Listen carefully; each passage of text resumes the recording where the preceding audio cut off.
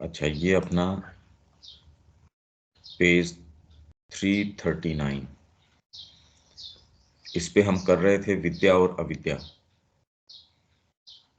चाहे हम एकांगी रूप से विद्या के पीछे जाएं या एकांगी रूप से अविद्या के पीछे जाएं, दोनों हालातों में ही हम समान रूप से पथभ्रष्ट हो जाते हैं, क्योंकि एकांगिता का अर्थ है अज्ञान, एकांगिता का अर्थ है विभ्रम और अविभाज्य ब्रह्म का विभाजन। जो सुप्रीम रियलिटी को अप्रोच करते हैं, जो ये कह रहे हैं भी संसार जो है ये मिथ्या है, और इनफैक्ट ये गलत बात नहीं है। धीरे धीरे आप इसके अंदर प्रवेश करते हैं, आपको इसकी अनरियलिटी पता लगने लगती है। माँ और श्री अरविंद का जितना ही आप अध्ययन करते हैं, पहले तो ये आता है भाई ये इस तरीके का है नहीं जिस तरीके का जगत आपके सेंसेस ने और इन चीजों ने बनाया है। तो ये जो कहना कि जगत के वर्तमान स्वरूप में जैसा आप देखते हैं, वो तो विज्ञान भी उसको रिफ्यूट कर रहा है कि इंद्रियां जो आपको बता रही हैं है ही नहीं उस तरीके की कोई चीज। पर उसका अर्थ आप क्या निकालते हो कि ये मिथ्या है, इसलिए पलायन करके हम किसी ऐसी रियलिटी के पास चले जाएं, कोई अविभाज्य ब्रह्म है कहीं, तो उसको विभाजित कर दें हम। ये तो ब्रह्म है नहीं, और जो अविभाज्य ब्रह्म है उसका विभाजन करके हम किसी सुप्रीम रियलिटी के पास चले जाएं, तो ये कैसे हो सकता है? तो जो इस तरीके के जितने भी प्रयास हैं, जो अविद्या के पीछे जाते हैं, वो तो अंधकार में जा ही रहे हैं। अविद्या इन दी सेंस आपको इसकी अनरियलिटी पता नहीं, इसको रियल मान के आप इसके पीछे लग गए।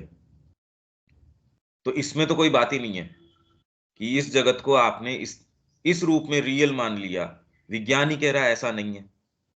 और जितना ही आप भीतर प्रवेश करते हैं, इसकी रियलिटी उतनी ही होती जाती है जितना आप भीतर से इसको देखते हैं। ये सामने कोई साहित्य है, उसमें कितनी चीज है ये इसके ऊपर निर्भर करता है कि व्यक्ति की गहराई कितनी है। तो वो अनरियल इस सेंस में है कि अपने आप में उसका कुछ नहीं है। जो उसको अवलोकनकारी जो चेतना है उसका जो बनाती है, उतनी रियलिटी है उसकी। पर इससे वो अनरियल थोड़ी हो गया। ये एक समझने की बात है।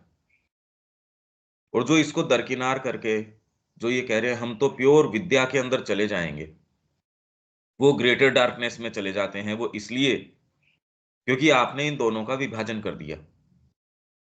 ब्रह्म अपनी मूल सत्ता में जो भी था, वो यहां यदि अपने आप को मैनिफेस्ट करने के लिए नहीं आए, तो ये सारी जो आपको फिनोमिनल वर्ल्ड दिख रहा है, ये दिख क्यों रहा है? यदि डिटेल के अंदर इतने परफेक्शन हुआ है, सारी चीज हुई है, इसका मतलब परमात्मा इसके अंदर कोई उद्देश्य खोज रहा है।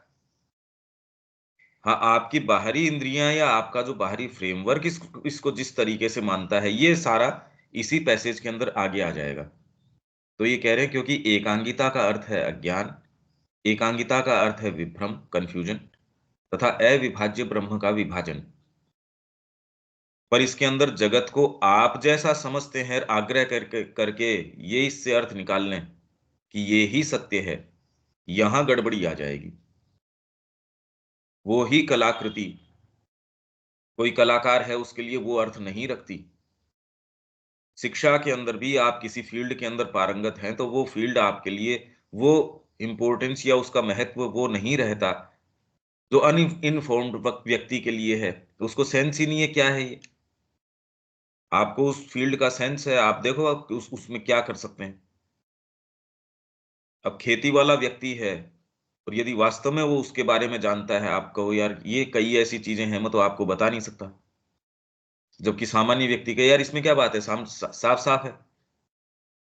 संगीत है, कला है, फिर बाद में ऐसी इन्वॉल्व कई विद्याएं हैं, साइंसेज हैं, और वो हैं यहीं भाई इसी जगत के अंदर। अब संगीत है, कितना समझा दो, क्या समझा दो आप। कान तो हैं, पर उसको कितना अप्रिशिएट कर सकते हैं। जिसके अंदर वो सुरुचि है, आपको कम्युनिकेट नहीं करी जा सकती ये चीज।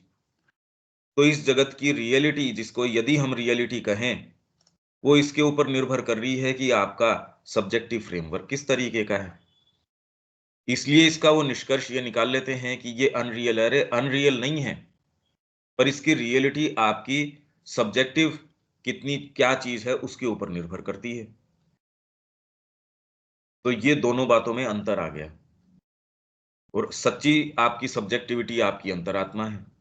तो उसके ऊपर यदि स्टैंड लेते हो, तो आप इन दोनों में, विद्या और अविद्या दोनों में व्यवहार देखते हो। न आप एकांगी तरीके से इसमें जाते हो, न इसमें जाते हो। वो इसलिए नहीं जाते कि आप चयन करके कि आप मैं बीच का मार्ग अपनाता हूं, क्योंकि आपका साइकोलॉजिकल फ्रेमवर्क उस तरीके का है। आपको इनमें कोई विभेद नजर नहीं आता कि मैं माँ के लिए ध्यान कर रहा हूँ, वो भी वैसी ही बात है, और उसके लिए व्यापार कर रहा हूँ, या मैं भजन कर रहा हूँ, या मैं व्यापार कर रहा हूँ, वो भी वैसा ही ध्यान है। मैं कर्म कर रहा हूँ, वो भी जैसे कह रहे राइट एटीट्यूड में किया गया कर्म ध्यान है। ध्यान में बिताए जो घंटे हैं, वो इसका प्रमाण नहीं है कि व्यक्ति कितना इस मार्ग में आगे चला गया है। ये बातें तब जाके एक साइकोलॉजिकल आपकी कैसी स्टेट है, वो इन दोनों को जोड़ती है। और दृढ़ रूप से ऐसी त्रुटि में निरंतर लगे रहना एक ऐसा हट है कि विद्या और अविद्या, अरे पर हमने थोड़ी निर्माण किया है इसका। तो आप इससे जगत से पलायन करेंगे, किससे भाग रहे हैं और पलायन करके जाएंगे कहां? मैं इससे निकल भागूं, कहां चले जाएंगे आप वैसे? एज इफ अपने आप में ये कोई चीज हो। पहले तो आप ये कह रहे हैं कि ये मिथ्या है, इसका वजूद ही नहीं है, और फिर आप ये इसकी दलीलें दे रहे हैं मैं कैसे भी इससे निकल भागूं। तो वजूद तो आपने बता दिया इसका। आप कह रहे हो मैं इससे निकल भागूं, तो इसका मतलब आपने तो अफर्मेटिव तरीके से कह दिया कि हाँ ये है। तो इसमें अंतर्विरोध है। ये जो दलील है इसके अंदर अंतर्विरोध है। तो इसकी सच्ची बात तो तब समझ में आती है, क्योंकि ये प्रश्न श्री अरविंद के था। जेल में ये प्रश्न था कि एक्चुअल में ये संसार जिस तरीके का है इसमें कोई आशा नजर आती नहीं, इसका इशू आउट क्या है इसमें से?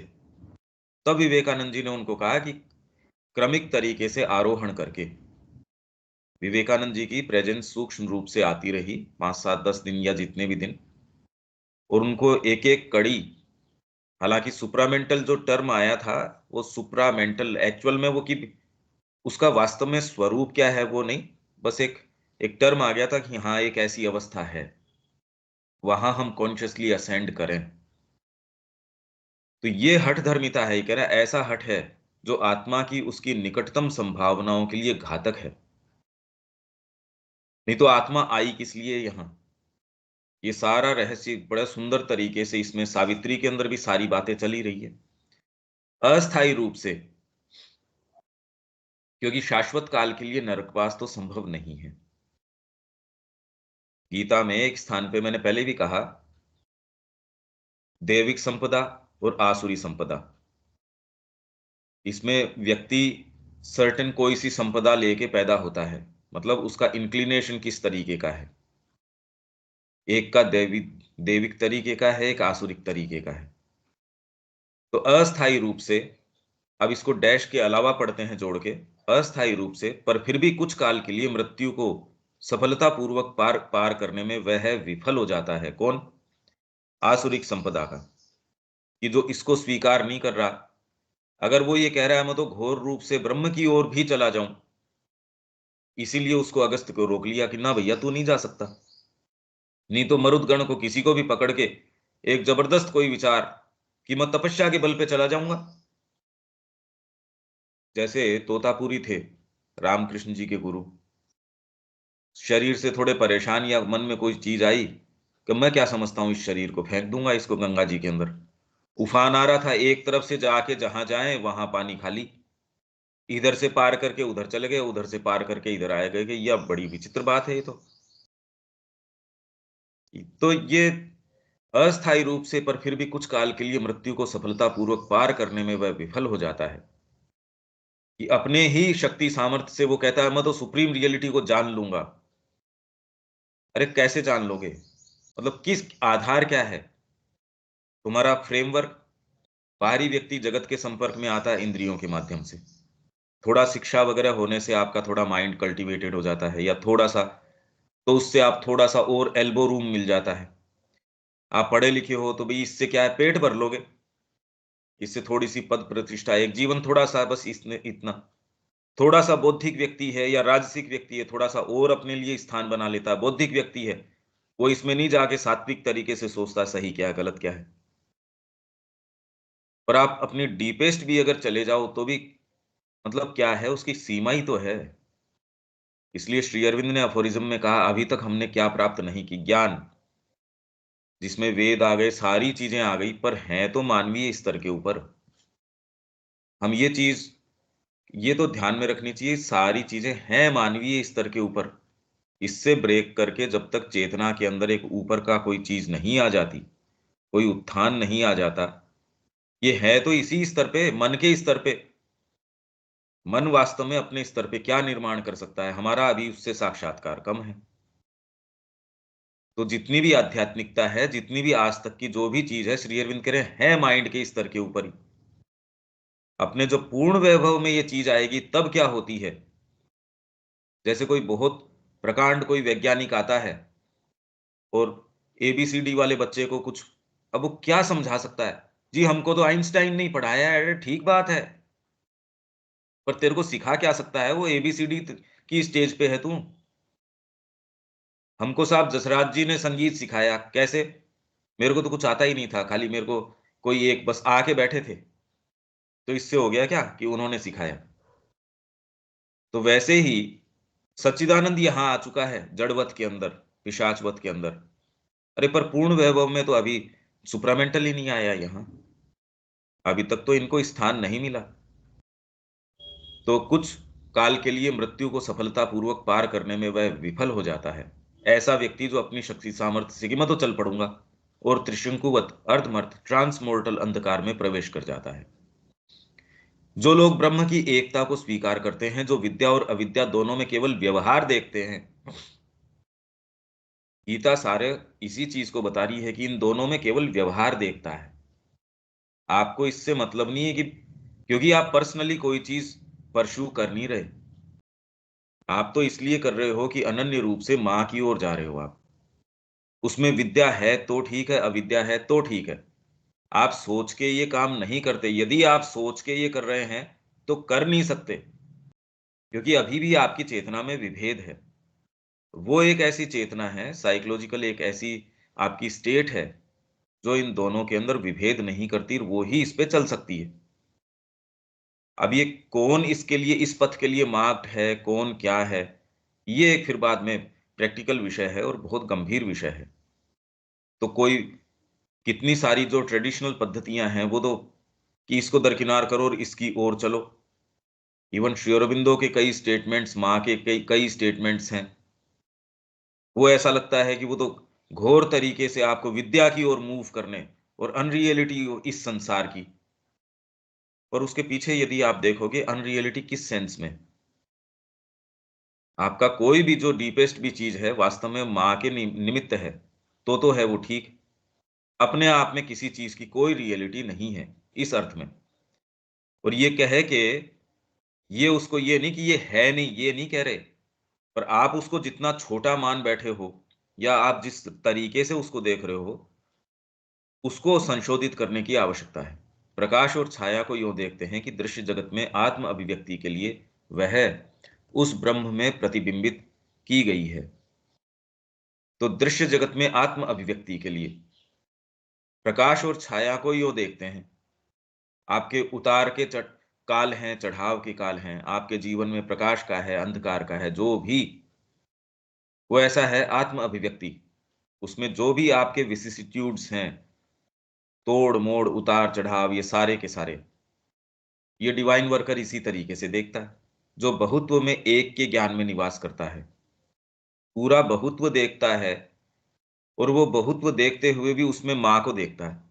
आप किसी भी देवता को प्रणाम करते हैं, जाता माँ के पास है। आप हर चीज को काम में लेते हैं, नहीं तो ये कह देंगे कई लोगों के, ये बड़ा जबरदस्त पूर्वाग्रह है, देवताओं के पास कैसे जाते हो आप, माँ श्री अरविंद के पास आ गए। और तो देवताओं का अपने आप में कोई अलग वजूद है क्या, ये कह के आपने माँ और श्री अरविंद की सत्ता को बड़ा सीमित कर दिया। इस सारे जगत को वो प्रैक्टिकली पूरे को स्वीकार कर रहे हैं, तो इसमें आपको इसको स्वीकार करने में कहाँ दिक्कत है। ये जो कंपार्टमेंटलाइज करते हैं, छोटे छोटे हिस्सों में तोड़ते हैं, इसको करने से तो ओवर माइंड आएगा, इसको करने से सुपर माइंड आएगा, ये बड़ी चर्चा का विषय था। अभी भी कई लोगों के, हालांकि वो इतने वेहमेंट अब है नहीं, क्योंकि वो कुछ है ही नहीं, वो न इस मार्ग के हैं न इस मार्ग के हैं, वो तो खाली कन्वीनियंस के मार्ग के हैं। और पहले बड़ी इसकी हीटेड टॉक्स होती थी, और बार बार दिलीप मोरॉय श्री अरविंद को प्रताड़ित करते थे इस बात के ऊपर, क्योंकि वो कृष्ण के भजन गाते थे। कोई भी आ गया, आके अच्छे भले लोग जिनकी आज किताबें हम देखते हैं, अरे ये व्यक्ति तो रहे तो वही थे उस समय भी, कैसे कैसे दिमाग के अंदर ग्रे कॉर्नर्स रहते हैं, वो आके कि श्री अरविंद जो हैं, तू यार कृष्ण की भक्ति करता है, कृष्ण कृष्ण करता है, श्री अरविंद तेरे को सुपर माइंड तक लेके चले जाएंगे। अब ये जो व्यक्ति अपने मन में सोच रहा है कि हम पूर्ण योग की बात कर रहे हैं, वो घोर अविद्या की बात कर रहा है। विद्या की बात करके भी घोर अविद्या की बात कर रहा है, ऐसा करके भी, क्योंकि इन दोनों में व्यवहार है। वो ये देख रहा है श्री कृष्ण की भक्ति करेगा तो तेरे को तो खाली ओवर माइंड मिलेगा, ये ग्रंथि नहीं टूटती ना।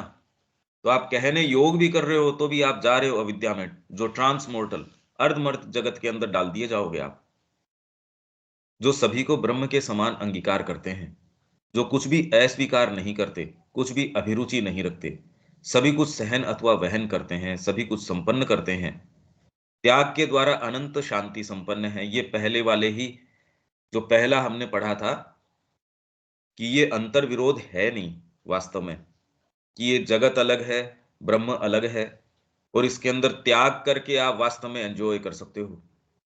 तो ये जो टर्म्स हैं, ये कॉम्प्लीमेंट्री हैं, ये अंतर विरोध वाली टर्म्स नहीं है। तो त्याग के द्वारा अनंत शांति संपन्न है। यदि आप अपने वर्तमान ढांचे को तोड़ते नहीं और फिर कहो मेरे को जो वास्तव में जो चीज है वो मिल जाए, वो नहीं। तो त्याग के द्वारा, त्याग नेगेटिव सेंस के अंदर नहीं, आप रिनाउंस कर देते हो इस चीज को। अगर आप अपने लिए या किसी भी कंसिडरेशन के लिए बचा के रखते हो, तो आपको माँ अपने आप को उतने पूर्ण रूप से नहीं दे पाएगी। आप सर्वस्व अनन्य रूप से छोड़ देते हो, अब आपको पूर्ण रूप से वो प्राप्ति हो जाती है। तो ये दोनों पूरक हैं, ये मूवमेंट जिसने देखे हैं वो साइकोलॉजिकली समझता है कि हाँ, ये ऐसा नहीं है कि आप एक करो और ये अलग है, ये अलग है। तो त्याग के द्वारा अनंत शांति संपन्न है, हर्ष के द्वारा अनंत शक्ति और आनंद युक्त हैं, वे पूर्णत्व प्राप्त मनुष्य हैं, वे सिद्ध जन हैं।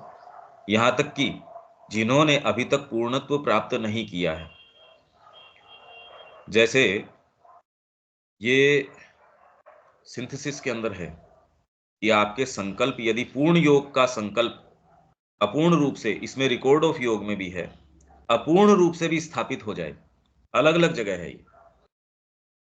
पूर्ण योग का संकल्प अभी आप सिद्ध नहीं हो गए, पर पूर्ण योग का कि आप न इस मार्ग के हैं न इस मार्ग के हैं, आप में कोई चीज है जो उस मार्ग की है। यही मैंने कहा कि भाई ये कौन सी चीज तय करती है। अब हम सारे के सारे मान लीजिए माँ और श्री अरविंद की ओर आकृष्ट हैं, तो सहज रूप से न तो हम जो एकांगी मार्ग हैं कोई से भी, वो हमको अपील नहीं करेंगे। हालांकि हम में से कोई सीरियसली इसको परस्यू कर भी नहीं रहा और करने से होता भी नहीं। आप ये सोचो कि मैं पढ़ लूं, श्री अरविंद की पद्धति समझ जाऊं और उसको कर लूं, न तो ये करने की कोई ऐसी कोई विशेष कि मैं अतिमानस को उतार लाऊं, मैं ये कर लूं। भाई हमारा एकमात्र काम इसके अंदर ये है कि अंतरात्मा ऐसी कोई बवाल के अंदर नहीं जाती। ये कई इस तरीके के पत्र श्री अरविंद को लिखे गए, जो लोगों के बड़े विचित्र तरीके के वहम थे कि अंतरात्मा अपने आप में प्राप्त हो जाएगी। तो श्री अरविंद ने कहा वो भी माँ के चरणों की ओर चलेगी, अंतरात्मा की अलग पुकार थोड़ी होगी। चैत्य अलग बात नहीं कहेगा आपसे, वो भी पूर्ण समर्पण की बात करेगा। वे भी इस नियम का पालन करते हैं और अपनी आत्म परिपूर्ति के मार्ग में आगे की आदर्श यात्रा करते हैं। तो भले अभी वो व्यक्ति सिद्ध नहीं है, सिद्ध पहले दिन थोड़ी हो जाएगा। आप मार्ग में प्रवेश करते हो, ये तो आशा या अपेक्षा रखनी ही गलत है। पर आपका ये शुरुआत करना भी, वे भी इस नियम का पालन करते हैं।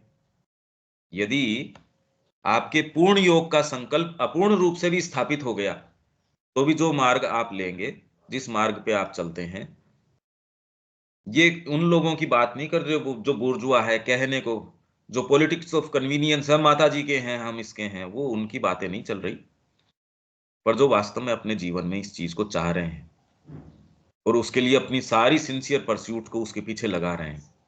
हम ये मानते हैं कि हम सारों में ये एस्पिरेशन है, बस उसको एग्जीक्यूशन की बात है, वो कैसे क्या है, उसमें ये सारा अध्ययन सहायता है एक। और सर्व शुद्धिकारक अग्नि के द्वारा, ये सेंटेंस इसलिए है क्योंकि श्री अरविंद यहाँ एक फ्रेमवर्क में एनालिसिस कर रहे हैं ना। जैसे गीता की जो गीता प्रबंध है, उसके ऊपर जो उनके एसेज हैं, एसेज ऑन द गीता, उसमें वो गीता के फ्रेमवर्क में बात कर रहे हैं। किसी भी फ्रेमवर्क में बात कर रहे हैं, अब जैसे सावित्री के अंदर उनको पूरी स्टोरी, वो कथानक है, वो मेन फ्रेम तो लेके चल ही रहे हैं, हालांकि उसमें पूरा कोई मेन फ्रेम छोड़ा क्या, उसमें साधना पूरी की पूरी, ओवरहेड सारे स्टेयर केस बता दिए, आंतरिक पूरी यात्रा, पूरा अपना योग और आगे भविष्य में क्या होने वाला है। तो ये सारी कोई भी बातें तो अपनी मूल जो कथानक है महाभारत में, उसमें तो है नहीं, पर फिर भी उसके अंदर वो नाम, वो सारे प्रतीक, उस समय वो यहाँ गई, जंगल में गई, मोटी मोटी स्टोरी तो फिर भी है उसमें। तो वैसे ही यहाँ ये कह रहे हैं, सर्व शुद्धि कारक अग्नि के द्वारा सूर्य के उन क्षेत्रों में ऊपर उठा दिए जाते हैं जहां वे अपनी पूर्ण एकता से संपन्न होते हैं। ऐसे व्यक्ति, क्योंकि इनके अंदर अग्नि है, सर्व शुद्धि कारक अग्नि, आपने जहां से शुरू किया, यज्ञ इसी का नाम है। आप जिस भी कारण से आप में ये संकल्प आ गया, तो योग का जो चरम परिणति है, वो तो बीज रूप में तो आपके पास आ गई, पर बीज रूप के अंदर तो मेरे पास फल का पेड़ है, पर उससे फल थोड़ी खा लिए मैंने आज ही, बीज रूप में है। तो जैसे ही अग्नि प्रज्वलित होती है, आपने ये किया, तो आपकी परिणति है योग की, वो तो सुनिश्चित हो गई, पर उसको वर्कआउट तो करना ही पड़ेगा, उसको आपको सारी प्रक्रिया करनी ही पड़ेगी। तो अग्नि के द्वारा सूर्य के उन क्षेत्रों में ऊपर उठा दिए जाते हैं, मतलब सत्य के उन क्षेत्रों में आप चले जाएंगे। अगर आपके संकल्प को मां की ओर नियोजित करते हैं, तो ये जगत ऐसा नहीं रहेगा। आपको ऐसे आलोक, ऐसे सत्य, जैसे दमदर के अंदर है, it will not act in conditions lead upon it by falsehood. आप माँ मेरे को ये करवा दे, माँ देखो मैं इनसिंसियर हूं, इससे माँ के आया क्या, मैं तो माँ के सामने गिड़गिड़ाता हूं, ये कोई सुंदर बात है भी नहीं। इस सेंटेंस अपने आप में भी कोई कोई लाइट नहीं है, कोई ब्यूटी नहीं है। मैं इनसिंसियर हूं, अरे यार ये क्या बात है। इसकी बजाय पॉजिटिव एफर्ट में लगाओ। अग्नि के द्वारा सूर्य के उन क्षेत्रों में ऊपर उठा दिए जाते हैं। सूर्य सत्य का द्योतक है, कि उसके अंदर उन क्षेत्रों में अग्नि के द्वारा, जो हमने सेंट्रल नोशन ऑफ वेद की, इसके अंदर आप में आपके जीवन के प्रति एक नया ओरिएंटेशन आ जाता है, डिस्पेंसेशन आ जाता है। ये जीवन ऐसा नहीं, अब वो किसी विचार से आ सकता है, वो किसी भी चीज से आपके अंदर ये चीज एक्टिवेट हो सकती है। हम ये मानते हैं कि यहाँ जो बैठे हैं उनमें किसी स्तर के ऊपर ये हो चुकी, हाँ, उसको लाके अपनी बाहरी प्रकृति पे स्टाम्प करना और उसको एक्चुएट करना, ये तो हमको रात दिन इस काम में तो करना ही पड़ेगा। तो सूर्य के उन क्षेत्रों में ऊपर उठा दिए जाते हैं जहां वे अपनी पूर्ण एकता से संपन्न होते हैं और अपना परम आनंद प्राप्त करते हैं। कौन? ये व्यक्ति ऐसे जो इस मार्ग के ऊपर गए हैं। अच्छा, इसके अंदर अब कोई सेंटेंस, मेरे ख्याल से अब तो ये क्लियर होना चाहिए। विवेक?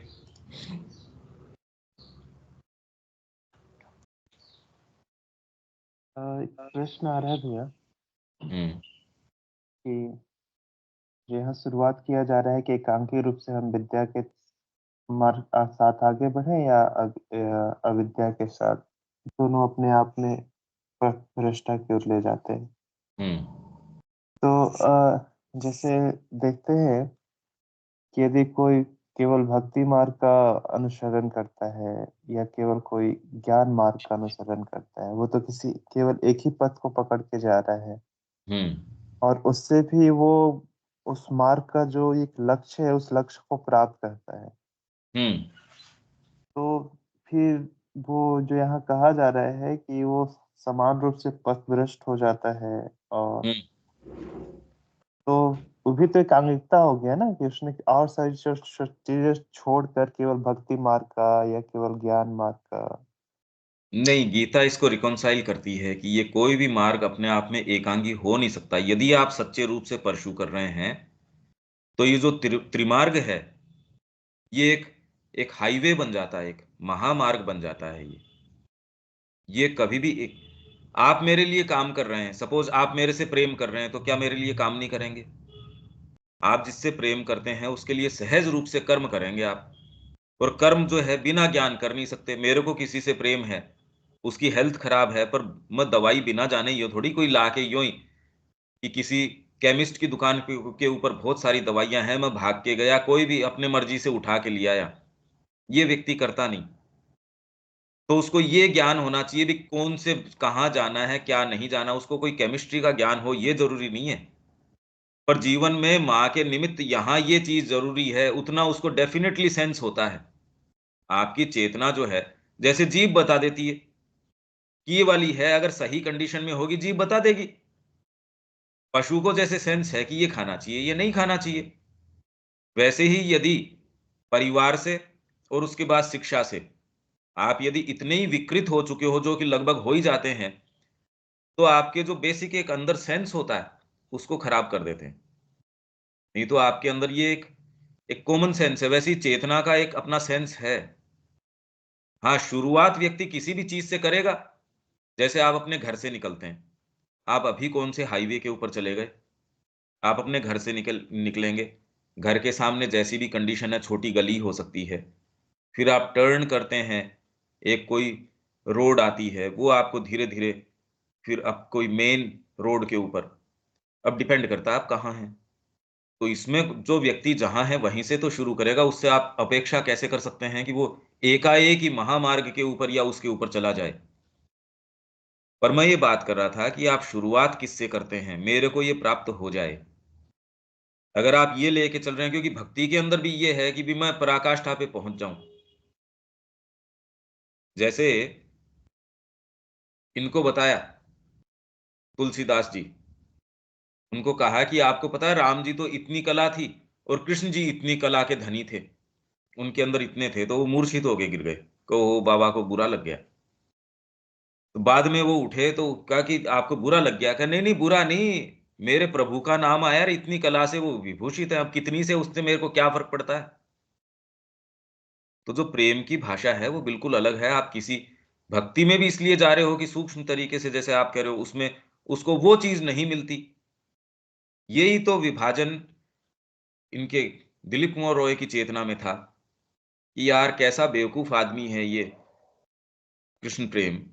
श्री अरविंद और माँ स्वयं मौजूद, ये कहाँ इनके यशोदा माँ के संपर्क में आके इनका शिष्यत्व स्वीकार कर रहा, जबकि इसमें तो ऐसी संभावनाएं हैं। ठीक है, कोई यूं ही होता वो इनको अपना लेता, क्योंकि ये हमेशा ही अंदर बनी रहती है कि ये गुरु तो बेटर है, ये वाला पथ बेटर है, ये वाला ये बेटर है। तो आप यही तो ग्रंथि है, आप इसलिए नहीं प्रवेश करते इस मार्ग में। इसकी मानसिकता बिल्कुल अलग तरीके की है। और आप जब गुरु के संपर्क में उसके समक्ष आते हो, आपके आपको बिल्कुल इसमें कोई डाउट नहीं रह सकता, असंदिग्ध रूप से ये पता है कि ये मेरे गुरु हैं। अब इसके बाद करने का एकमात्र काम ये है कि आपके जितने भी भाग हैं उनको कहो पे होमेज। यही करने का काम है, क्योंकि आपकी अंतरात्मा की यही वाणी है। इसमें ये कि ये गुरु अवर है, ये ऐसा है, ये वैसा है। श्री अरविंद ने कहा मैं जानता था कि कैपेसिटी के अंदर लेले जो है मेरे से बहुत इंफीरियर हैं, पर क्या फर्क पड़ गया इससे। मेरे अंदर की कोई चीज थी जिसने कहा ये तेरे को वहां तक लेके जाएगा, तो मैंने उनको फॉलो की। तो इनफैक्ट इसमें दोनों ही चीजें हैं। उनको फॉलो करने के अंदर भी उन्होंने अपनी आंतरिक जो वाणी है उसको फॉलो किया। पर जब एक बार उन्होंने दे दिया तो ये नहीं उसमें कोई कि ये तो गुरु अवर हैं, ये हैं, वो है, कुछ नहीं। ले लेने भी उनके विषय में मुक्त कंठ से कि भाई ऐसी अनन्यता, ऐसी चीज जिस भी चीज के पीछे दे देते हैं, भूल जाते हैं अपने आप को, पूरा का पूरा दे देते हैं। तब फिर बाद में एक समय की अब तुम अपने भीतर की वाणी को फॉलो करो। और श्री अरविंद ने कहा आजीवन मैंने ये ही किया। तो श्री अरविंद कह रहे हैं मेरे को ये लगा कि मेरा जो समर्पण है वो पूर्ण है, पर जब मां पहली बार मेरे से मिली तब मैंने जाना कि समर्पण क्या होता है। अब यूं आप साइकोलॉजिकली महसूस कीजिए कि मां ने वैसे क्या किया होगा, क्या समर्पित किया होगा। अब ये एक प्रश्न है कि हम क्या समर्पित कर सकते हैं। ये उसी के साथ जुड़ा हुआ है हम इस जगत को देखते किस तरीके से हैं। तो ये इनमें कोई विभेद नहीं है, ज्ञान कर्म और भक्ति।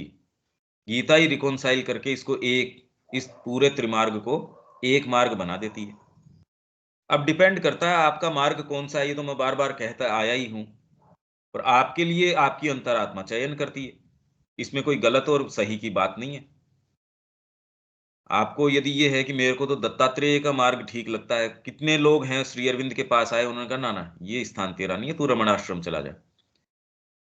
कुछ आए उनको इस ग्राउंड के ऊपर कि तेरे अभी हेल्थ की ये वाली प्रॉब्लम है और तेरे हायर फोर्सेस डिसेंड करेगी, तेरा शरीर सहन नहीं कर पाएगा, तो तू यहां रहने दे, तेरे पहले ये जो पर्टिकुलर रोग है ये ठीक हो जाए, फिर बाद में देखते हैं। तो ये थोड़ी कोई भी आ गया उसको बस यूं ही अंदर ही कर लिया, ना ऐसे नहीं।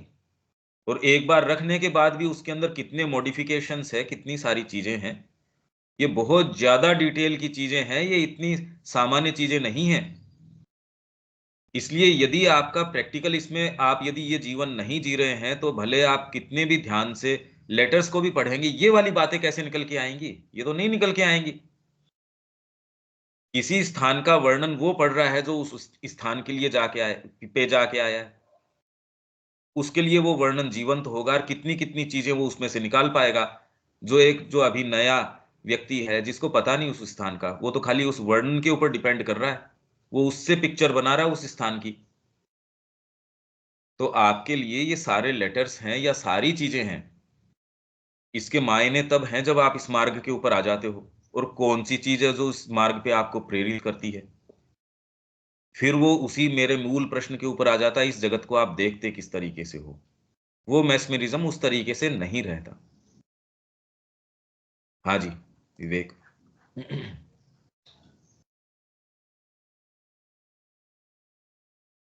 तो फिर इसका जो आप बता रहे भैया कि हम जगत को देखते कैसे हैं, इससे हम जुड़ते कैसे हैं, तो इसका और उस प्रश्न से संबंध कैसे हो पा रहा है, ये समझ नहीं पा रहा हूँ। आप उतना ही इसके प्रति अपने रिएक्शंस जो हैं वैसे देंगे, मेरे को इस जगत से ये प्राप्त हो जाए। तो अगर आपको ये पता चल गया विज्ञान के तरीके से भी कि यहाँ कुछ है ही नहीं, व्यक्ति उसी तरीके से तो रिएक्ट करता है, जिसको पता चल जाता है कि इस जगत के अंदर माँ की क्रिया है, वो यज्ञ चालू हो जाता है। तो आप इस जगत के साथ जिस तरीके से कनेक्ट करते हैं उस तरीके से रिएक्ट करते हैं। साधना भी अपने आप में एक रिएक्शन ही है। अंतरात्मा कहती है मैं इससे खुश नहीं हूं, या इसकी जो बाह्य प्रतीति है वो मेरे को रुचिकर नहीं लगती, इसलिए वो अपने तरीके से प्रतीति बदल देती है। आपको लगता है अरे व्हाट ए वेस्ट, ऐसा वैज्ञानिक था जाके आश्रम में माँ को समर्पण कर दिया। जैसे बारी वो एक लेडी आई, वो कह रही है इसके सिर में चोट लग गई कृष्ण प्रेम के, नहीं ऐसा मैंने इसको देखा था, ऐसा इस संभावना से इसके अंदर इसका था। अब उसको कौन समझाए, उसने तो जिसको भी वर्णन किया होगा बेचारे के रूप में किया होगा, इसके बेचारे की चोट आ गई, देख अब ये पागल हो गया, अब ये भगवा धारण कर लिया। ट्रेन के अंदर बैठे तो सामने एक इंग्लिश लेडी थी, बहुत गाली गलौच निकाला उनको, क्योंकि उन्होंने भगवा धारण कर रखा था, सिर मुड़ा रखा था। पहले खूब गालियां निकाली, करे नीच, तो तेरे को हमारी जाति को ऐसे नीचा दिखाने के अंदर क्या मिला तेरे को। तो धीरे से अपनी जेब के अंदर से ठाकुर की छोटी सी मूर्ति थी, विग्रह था, वो दिखा के कहते हैं कि मैडम मेरे को ये मिला। और जो आनंद के अंदर वो चले गए। अब उस मैडम को तो बेचारी को वो आनंद आया नहीं होगा, सोचो कितनी कुढ़ी हो गई। तो वो भी इसी जगत में रह रही है, वो भी इसी जगत में रह रहे हैं, पर ऐसे जगतों में रह रहे हैं जो जिनका कोई आके कॉमन कोई पॉइंट है ही नहीं। इसलिए मैं ये कह रहा हूं कि आप कौन से जगत में रह रहे हो, वो आपका बनाया है, उसकी कोई सीमा नहीं है। यही तो सारे समय देख रहे हैं, क्यों नहीं छोड़ पा रहे, क्यों नहीं हमारे कदम पड़ने के बावजूद भी हम छोड़ नहीं पा रहे उसको, क्यों अभी वो चीज नहीं आई। ये कह रहा हूं मैं शुरू से। वो कह रहे हैं अरे बेचारे के साथ कितना और हम जिस दृष्टिकोण से देखते हैं कि अरे यार उसको जानता कौन। अगर हम मां श्री अरविंद के हम लोग भी संपर्क में नहीं आते तो आप अपने परिवार को देखते हो, उसको तो आप ये बात बता ही नहीं सकते। आपको इस साहित्य में भी एक्टिवली परसूट में लगे नहीं लगे वो बात की बात है। इनफैक्ट ये आपके माइंड में इतनी नई चीजें, नए विचार, नई आशाएं, करने के नए क्षेत्र, विचार के नए आयाम ये खोल देता है। यही धीरे धीरे आप पाते हो कि आप अपनी पत्नी को नहीं समझा सकते, बच्चे को नहीं समझा सकते, भाई को नहीं समझा सकते, मित्र को नहीं समझा सकते, जो पहले आपके साथ इतने अंतरंग थे। अब आप ये कहते हो यार इनको समझा ही नहीं सकते ये बात, क्यों वो ग्रो ही नहीं किया उन्होंने। तो इसका मतलब आपका जगत तो चेंज हो गया। ये है विवेक। हाँ हाँ भैया। तो अ, जो ऊपर बताया कि कोई भी मार्ग जो है, जैसे त्रिमार्ग जो है, अपने आप में वो संपूर्णता को धारण किए हुए रहता है। तो ऐसे जब कोई भी मार्ग अपने अपने आप में संपूर्णता को धारण किए रहता है, तो फिर ये एकांकिकता का फिर यहाँ पर जो प्रसंग आ रहा है कि वो एकांकिकता की ओर जाएगा, तो फिर वो पथभ्रष्ट हो जाता है। हाँ, तो इसीलिए फिर तो आगे इसका का सेंस सेंटेंस क्या है, बनता है? इसीलिए तो जोड़ो इसको, अस्थायी रूप से डैश, क्योंकि शाश्वत काल के लिए नरकवास तो संभव नहीं है।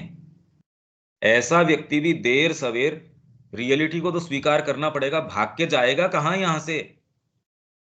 वो पथ भ्रष्ट हो गया, वो पाप योनि के अंदर चला गया, वो कहीं भी चला गया, जाएगा कहां भाग के।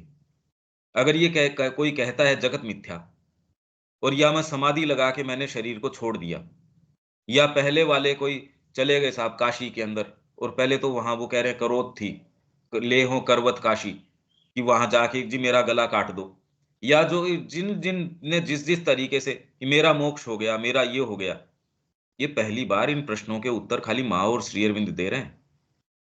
इसीलिए जब नवजात जी ने पूछा कि फिर सारी चीज तो प्री डिसाइडेड है, क्योंकि यहां तो यही है, सब कुछ विधाता ने लिख रखा है। और ठीक भी बात है, जिस तरीके के हम हैं, अगर ये नहीं कहा जाए, यहां तो कोई डिसिप्लिन ही नहीं रहे। इसको कहने के लिए फ्रीडम कितनी बड़ी चाहिए। तो माँ ने उनको कहा कि my child, you are hypnotised by Indian mythology. I tell you things can be otherwise, I tell you things can be changed. तो हम तो ऐसे गुरु की संतानें हैं जो ये स्पष्ट तरीके से ये कह रहे हैं, और नहीं कहा होगा। भाई यदि ये वहम भी है तो वहम तो ऐसा पालो इस जीवन में जो सुखद हो। जब माँ कह रही हैं तो फिर दिक्कत क्या है। इसीलिए आप जो कह रहे हो कि वो भ्रष्ट हो जाता है, उसके साथ अगला सेंटेंस भी तो जोड़ो कि वो अर्धमर्त अंधकार में प्रवेश कर जाता है, पर स्थायी रूप से हमेशा के लिए नहीं। यही गीता कहती है कि जो आसुरिक संपदा से संपन्न होके व्यक्ति पैदा होता है, वो निचले ही निचले पातालों के अंदर डाल दिया जाता है। तो श्री अरविंद ने उसके अंदर फिर बाद में ये कहा कि इसको इससे ज्यादा खींच के इसका अर्थ नहीं निकालना चाहिए। ठीक है, एक फ्रेमवर्क में ये कहा जा रहा है, पर अनंत नरकवास और ये वास, ये कुछ नहीं। इसका एक अपना बस है, जितनी प्रासंगिकता है उतने तक ही इसको समझना चाहिए। यही तो मैं बार बार कहते आ रहा हूं 3 क्लासेस से। अब क्योंकि आपने प्रश्न किया, अब आप पहले वाली सुनेंगे तो आप ये देखेंगे कि हाँ ये बात कही तो थी, पर अब आप प्रश्न करते हैं तो आपके लिए ग्रहणशीलता बढ़ जाती है, दूसरों के लिए भी और ग्रहणशीलता बन जाती है। हाँ जी विवेक। तो फिर यहाँ कहा जा रहा है, क्योंकि शाश्वत काल के लिए नरकवास तो संभव नहीं है, फिर भी कुछ काल के लिए मृत्यु को सफलतापूर्वक पार करने में वो विफल होता है हम्म।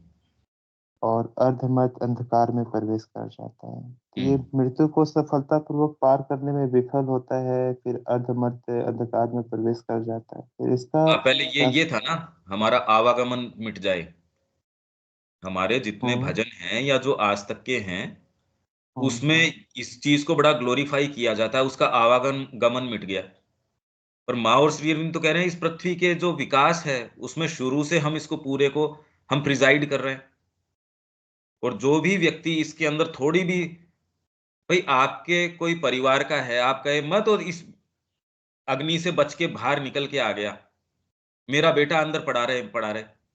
आप ऐसे कैसे कर सकते हैं? अगर आपका सो कॉल्ड मोक्ष हो भी गया, तो भी जैसे गीता के अंदर एक फुटनोट है कि जब मोक्ष की ड्योढ़ी के ऊपर अमिताभ बुद्ध थे, तो उन्होंने कहा ना ना, मैं जब तक एक भी व्यक्ति का इस तरीके से है, मां श्री अरविंद का पूरा कार्य क्या क्या है, एक मार्ग बना रहे हैं। और उन्होंने कहा कि वो जो I have been digging deep, जो ये गोल्डन रिवर का जो सॉन्ग है, उसके लिए मैं एक बेड तैयार कर रहा हूं। तो ये सारा कार्य, आप एक दूसरी बात है इसमें जो मृत्यु को सफलतापूर्वक पार कर जाते हैं, ये तो उस तरीके से है। नहीं तो आपको मृत्यु जन्म, आप एक ऐसी चेतना में चले जाते हो जहां न तो आपको जन्म के प्रति कोई आसक्ति, न मृत्यु से भय। आपके लिए दोनों खाली इंसिडेंसेस हैं। जैसे आप कपड़ा पहनते हो, आपने उतार के धोने के लिए दे दिया, दूसरा पहन लिया। उस कपड़े के पीछे मैं आपको जानता हूं। मेरे लिए आप टी शर्ट पहन के आते हैं तो भी विवेक हो, शर्ट पहन के आते हो तो भी विवेक हो, कुर्ता पहन के आते हो या किस रंग का पहन के आते हो, उससे क्या फर्क पड़ गया? ये चेतना की एक अलग अवस्था है जो मूल तत्व को, मूल उसके पीछे जो चीज है उसको देखती है। अब उसके क्या फर्क पड़ गया अभी? तो मृत्यु को सफलतापूर्वक, ये एक फ्रेमवर्क में बात कर रहे हैं, ये ईशोपनिषद के फ्रेमवर्क में बात कर रहे हैं। हाँ, आगे। अच्छा। मुझे ये सेंटेंस पढ़ने से एक जो दिमाग में प्रश्न आ रहा है, हालांकि फ्रेमवर्क में बात कर रहे हैं, फिर भी जो आ रहा है मैं केवल रख दे रहा हूँ कि फिर भी कुछ काल के लिए मृत्यु को सफलतापूर्वक पार करने में वो विफल होता है और हम्म। अर्थमय अंधकार में प्रवेश कर जाता है। हाँ। तो जैसे अभी आप जो बता भी रहे थे कि उसमें है कि जो हमारा अ, जो एक पहले का विचार चला रहा था या जो भी है कि इसे पार करके फिर उस ब्रह्म में चला जाना है, मोक्ष को पा लेना है, भगवान को पा लेना है। तो आखिर जब व्यक्ति उसको पा लेता है तो फिर उसके लिए तो फिर वो अंधकार में हुआ नहीं, वो तो फिर अपने आप को उसमें चला गया, तो अंधकार में गया नहीं। नहीं नहीं, इसमें हाँ। देखो दो चीज है, दो पर्सपेक्टिव समझो आप। इसमें एक बात तो ये है कि अभी आप अपने आप को क्या समझते हो?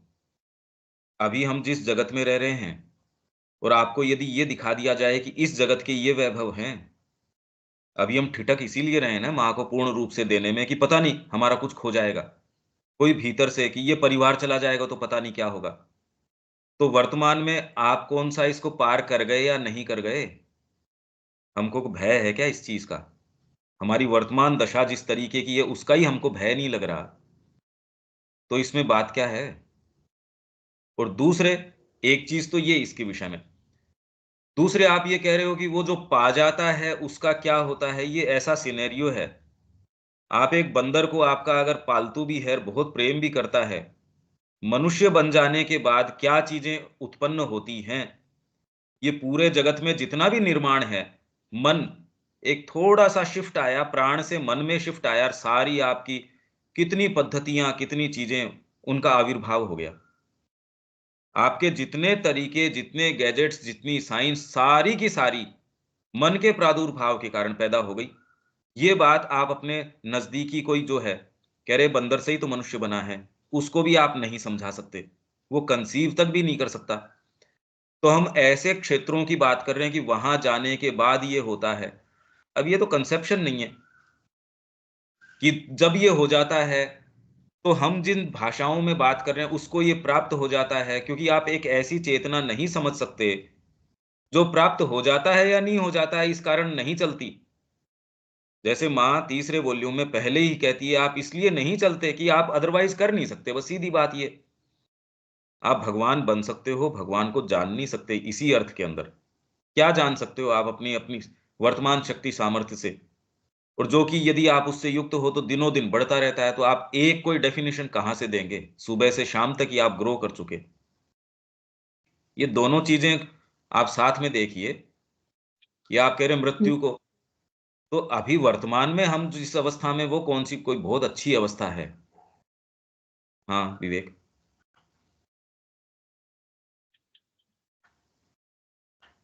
ठीक है भैया, इसका जो सूक्ष्म चीज है वो शायद मैं समझ नहीं पा रहा हूँ। मैं बार बार फिर देखता हूँ, सुनता हूँ, तो फिर इसको समझने की कोशिश करता हूँ। हाँ, कि वो इसके अंदर अटक जाते हैं, तो अटके हुए हैं हम तो ऑलरेडी। इसी समय हमारे पास मल्टीपल संभावनाएं, हम सबके पास।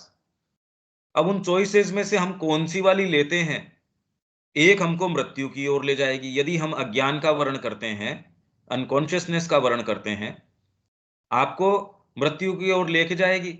आपको पुरानी जो मानवीयता है, जैसे माँ कहती है, आपके पास परपिचुअल चॉइसेस रहती हैं। एक नया जगत जो उदय हो रहा है, आप उस जाति के अंग बनना चाहते हो या पुरानी वाली जाति के अंग रहना चाहते हो। आपकी क्रिया और आपकी चेतना बता देगी ये वाली क्रिया आपको किधर लेके जा रही है। आप नई जो जाति आ रही है उसके अंग बनना चाह रहे हो, तो इसके लिए ये चॉइसेस हैं। आप पुरानी ही जाति जो अज्ञान के ऊपर आधारित है, अंधकार के ऊपर आधारित है, मृत्यु के ऊपर आधारित है, इससे आपकी मृत्यु शरीर की होगी नहीं होगी वो कोई इश्यू थोड़ी है। चेतना में सब्जेक्टिवली तो आपने अपने आप को अंग बना लिया नई जाति जो आने वाली है, और यही हमसे आशा करी जा रही है बस। तो इससे श्री अरविंद ने कहा यदि ये निश्चित भी हो जाए कि मैं जो काम कर रहा हूं वो विफल होगा, हालांकि वो नहीं हो सकता, तो भी मैं वो करता रहूंगा। सावित्री में भी ये लाइन आती है, क्योंकि भाग्य के पेज के अंदर मेरा क्रेडिट पेज में लिखी जाएगी ये चीज। और यदि आप ये करते हो तो हमेशा ही उसके आने के लिए आप सही जो चीजें हैं, कंडीशंस हैं, वो क्रिएट कर देते हो। और कोई सेंटेंस है जो इसमें नहीं समझ में आ रहा, या किसी को कोई बात है इसमें? रविकांत जी। जी, मैं कुछ कहना चाह रहा था। हाँ। मेन चीज तो ये है कि 3 दिन में आपने समझाया है, इसका आपको जितना धन्यवाद दिया जाए उतना कम है, नंबर 1।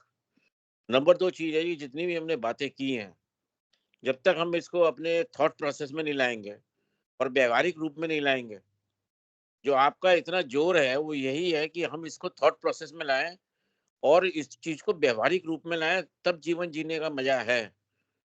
और हम इसको बार बार आपके टॉक्स को सुनेंगे तो हम व्यवहारिक रूप में इसको लाएंगे। और आपकी जो सबसे अंतिम वाली बात थी कि हम हमारे पास चॉइसेस हैं कि हम पहले वाले विचारों में जिए, या जो श्री अरविंद की हम जो 1 साल से या 15 साल से या 20 साल से, जो 1 साल से टॉक चल रही है, 15 साल से श्री अरविंद के, हम नए जीवन जीना चाह रहे हैं, उस प्रोसेस में जिए। मेन सारी जो चीजें, ये हम अविद्या में रहना चाहते हैं या विद्या में रहना चाहते हैं। तो हम सब लोग जो ये टॉक सुन रहे हैं, मेरी मेरी ये विनती है कि हम इस थॉट प्रोसेस को चेंज करें, अपनी विचारों को बदलें और व्यवहारिकता में इन चीजों को लाएं, तब इस टॉक का मजा है। बस यही मैं कहना चाहता हूँ। ठीक है। हाँ दीपक। जो अपन कल बात कर रहे थे तो वो एकदम वैसे क्लियर हो गया था, और वो बहुत हद तक चेतना में उस तरह से पहले भी क्लियर था, लेकिन वो पता नहीं क्यों चीज वो विस्मृति हो गई थी कि माँ के चरण में ही वो अ, दोनों चीज यूनिफाइड है, ब्रह्म भी और जगत भी। अदरवाइज तो शंकराचार्य जी का जो कहा हुआ था कि जगत मिथ्या है और ब्रह्म सत्य है, तो वो एकांगी रूप से जाना हो गया। हम्म। अगर वो उसके अंदर ठाकुर जी की स्माइल के अंदर वो दोनों चीजें यूनिफाइड हैं, तभी वो काम होगा। लेकिन अब इसमें ये जो ऑर्थोडॉक्स सिस्टम में अपन माया बोलते हैं, वो ये तो चीज है कि वो सब कुछ एक तरह से बताने के बाद में भी, माइंड के लेवल पे सब कुछ आने के बावजूद भी वो वो उस जगह पे टच नहीं होती जहां पर होनी चाहिए। रामचरितमानस में इसके हर पॉइंट पे उदाहरण है। वो जो माया व्याप्ति है वो गरुड़ जी को भी व्याप गई, पार्वती जी को भी हो गया, सबको दिक्कत हो गई। वो राम जी को देख करके उसमें वो तो बोलते हैं कि ये तो मर्त्य मानव है, ये तो ऐसे ही रो रहा है, अपनी वाइफ चली गई तो, और ये सब कुछ ऐसा हो रहा है, तो ये तो ब्रह्म हो नहीं सकता। तो वो तो ऑर्थोडॉक्स सिस्टम के अंदर जो अपन माया बोलते हैं वो वाली है। अब उससे दूर का, हाँ, ये इसका बहुत एफर्ट का पूरा इम्पोर्टेंस है, रोल है कि हम प्रयास करें, और तभी वो कोई टाइम पे रिवील होगी। लेकिन अल्टीमेटली तो वो जब वो ही जान सकता है जिसको प्रभु जना देते हैं, जिसको वो माँ के प्रति, मतलब the one who chooses the divine means the divine has chosen. तो अल्टीमेटली तो वो चीज़ है, लेकिन हाँ, हमारे प्रयास का बहुत बड़ा रोल है, अपने डिसिप्लिन का, और इस चीज़ का बहुत बड़ा रोल है, जो मेरे को लगता है। हाँ ठीक है। और बाकी तो हमारे लिए कोई इस तरीके की है नहीं, भी मैंने कहा कोई किस मार्ग का होगा, अब वो तो उसकी अपनी अंतरात्मा का चयन है।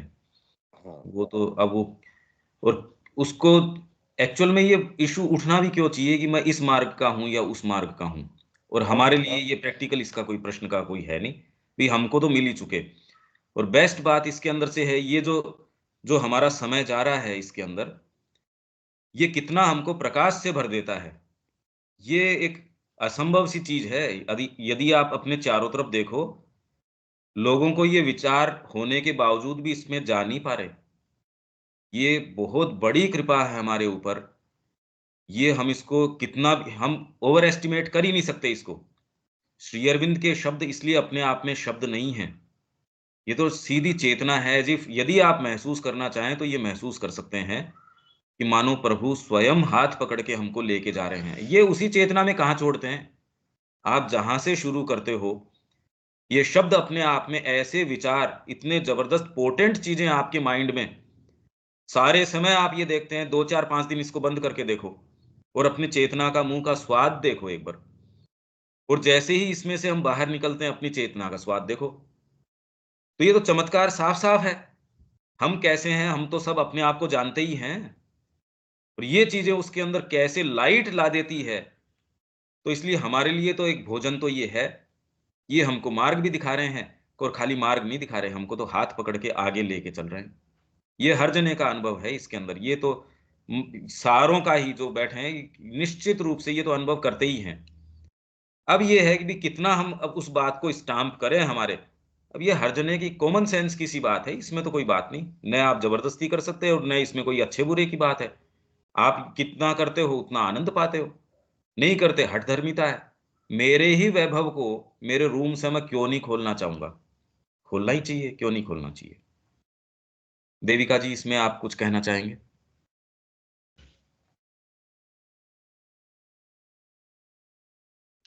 पंकज भाई, मेरे को जो थोड़ा बहुत ही एसेंस समझ में जो आया कि विद्या और अविद्या जो है वो वो नियरनेस टू मदर, कि अगर जितने मदर के हम नजदीक हैं उतनी विद्या, और जो माँ से दूर है वो अविद्या। और ये जो डिस्क्रिशन है कि हम नियरनेस और फार, ये जो हम चॉइसेस कर रहे हैं, वो हमारी लेवल ऑफ कॉन्शियसनेस जिस चेतना में है उस चेतना के अंदर हम लोग उसको डिफाइन करते हैं। और जैसे जैसे हम आगे असेंड करते हैं तो वैसे वैसे ही हमारे लिए ये जो चीजें हैं ये चेंज होती रहती है। और तरीका एसेंशन का यही है कि जितना हो सके अपने आप को ऑफर करते जाए, और माँ को ही कहा जाए कि आप हमें विद्या की तरफ खोलें।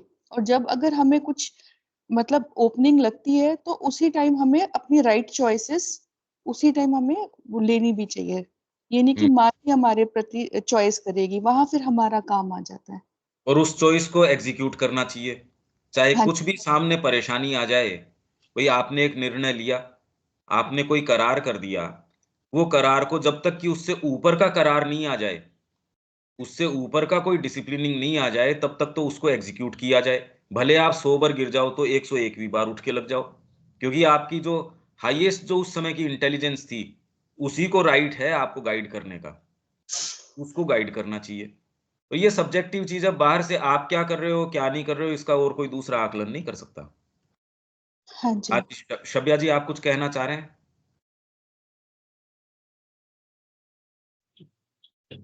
भैया ये तो बनना है, बनना।